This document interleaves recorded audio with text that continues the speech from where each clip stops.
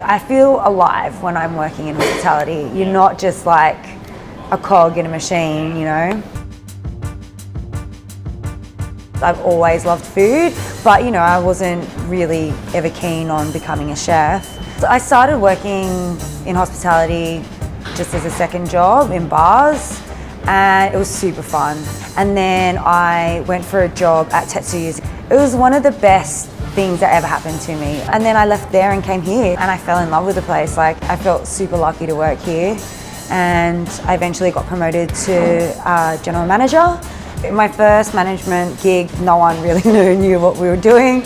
So it was a great learning experience, but you know, I think like for most of it, you're just trying to use your instincts and fake it till you make it. Yeah, sometimes you just got to take a leap of faith and go for it. So I did. Momofuku flew me around to Toronto and New York, and I worked in every single Momofuku restaurant at the time, including Milk Bar. I mean, that was amazing.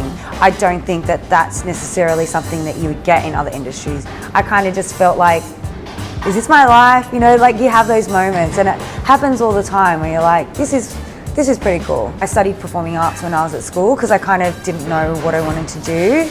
So I still felt like I got that kick out of entertaining people, but without that feeling like I had to pretend to be somebody else. My parents are probably a big inspiration. I was always taught that serving other people is the biggest privilege. So for me to work in the service industry, my parents are really proud of that, and I'm very grateful that they're supportive of that choice.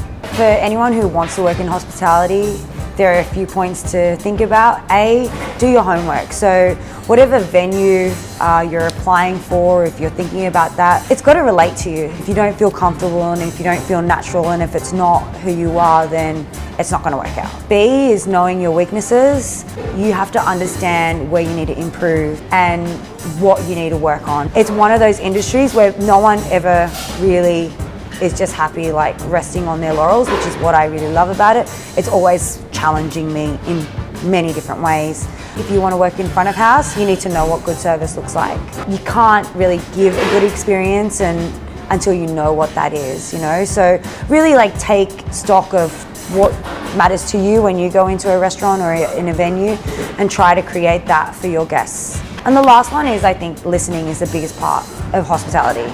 You know, whether it's to listening to your guests, listening to your feedback from your manager, listening to the communication between your team members, like that's such a massive piece of like what we do is listening, because if you don't, like you're likely going to just miss the mark completely.